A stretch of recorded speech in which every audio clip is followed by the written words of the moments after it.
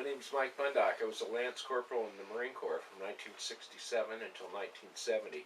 I was stationed in Phu Bai, Vietnam. In July of 1968, myself and two other Marines were sent out to guard the ammo dump just south of the Phu Bai base. We had a fire truck with us. We had heard that sniper fire was being seen in that area, that snipers were being seen in that area. And that was the purpose for us to be there to guard the gate. Around noon that day, an Ontos tank came out of the ammo dump, completely loaded, had about 30 rounds of 106 millimeter cannon ammo in it, and a shitload of 50 caliber. I stopped and spoke to the tank driver, and the other two crew members were outside of the tank at the same time. And I'd never seen one up close, and I really was impressed with the firepower. Anyway, the guy got back in and started to drive away, and I went back to my fire truck, and that's when I heard shots fired. We looked around, didn't see anything. I looked at the back of the tank. The doors were open, and there was smoke and sparks coming out of the back of it. I ran over to the fire truck. I picked up two fire extinguishers and headed back to the tank. The tank driver was yelling, "It's on fire, get away." And anyway, I brought the two fire extinguishers back, pulled the handles, nothing happened. Went back to the truck, got two more 30-pound fire extinguishers, came back, same thing. The third time I came back, the smoke was pouring out of it really heavy. You could see flames on the inside. Those two fire extinguishers didn't work either. I turned around, I bent over, and I picked up the last two fire extinguishers at the same time, and that's when the tank blew up. And when it blew up, it sent me about 50 feet into the air. Basically, I was a fireball. The purpose of this whole thing is to try and find the two firemen that were with me, the tank crew, maybe the tank captain, the captain commander of the tank battalion. I think it was the 1st Anti-Tank Battalion. I found the guy that came out and picked up the tank after it was blown up, and I do have some photographs. They aren't very good because they're copies of his old photographs, but there's not much left of the tank. The whole top was blown off, as well as the tracks and a couple of the wheels. The cannons are gone. There's nothing basically there but the body. I made some notes here, so I'm trying to stick with them. There were also two guys that chased me down as I landed on my feet, running on fire, doing my impression of a exploding Marine. They tracked me down, tackled me, threw me in the back of the truck, took me off to the medics, the corpsmen.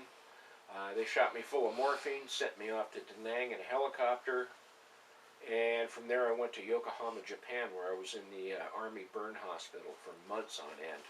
After that, after I got out of the Marine Corps, it was 15 years before I could go outside without my skin just literally blistering. I've been picking pieces of shrapnel out of me, both metal and rock, from the gravel road and the tank exploding in the ammo. I've been picking them out of my back, out of my feet, out of my neck, out of the back of my head, out of my ass, the backs of both of my legs.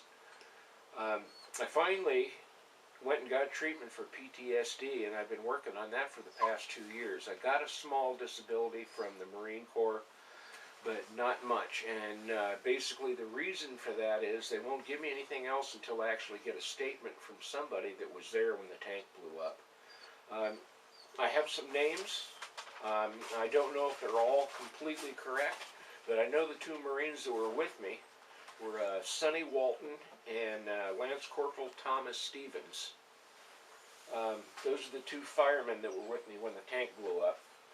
I also found out that Stephen Slaughter was from the tank battalion. He's the guy that came out and picked up what was left of the Ontos. And there was the tank commander for that particular battalion. I think his name was Captain Cole. And there were also three other guys. These names might be right or might not be. I got them from somebody else, and I'm not really sure if these were the guys that were there. But one of them was Tom Tuck, T-U-C-K. There was another guy, Walter Brock, B-R-O-C-K. And a third guy named Kilgore. I don't have a first name for him. Also, I'm trying to find the two guys that chased me down and took me to the medics. And I'd like to find the doctors, the corpsmen, or the medics that worked on me. If nothing else, to say thank you for all the morphine that they pumped into me. And maybe the helicopter pilot or anybody else that was in the hospital with me in Japan. So, if any of you know of any of these guys, or maybe you've heard a story like this from another Vietnam veteran or someone else, please, please let me know. I have an email address that I'll give you here when we're done, and a phone number. If you are one of these guys, give me a call. You know, I'd really appreciate it. All I really need is a statement. I don't want to hassle anybody or turn into some sort of a stalker. All I really need is just a short and sweet statement. Yes, you were there. The thing blew up. I got wounded. Okay? That's basically all there is to it. Semper Fi. Hope you guys are all doing well out there, and anybody that reads this, keep up the good work. Work on it. Join a group. Get involved. Vietnam Veterans of America. I did that. And I'm going to show you the link below. Okay? And I'm going to zoom in now on my phone number. You can call me collect anytime you want to.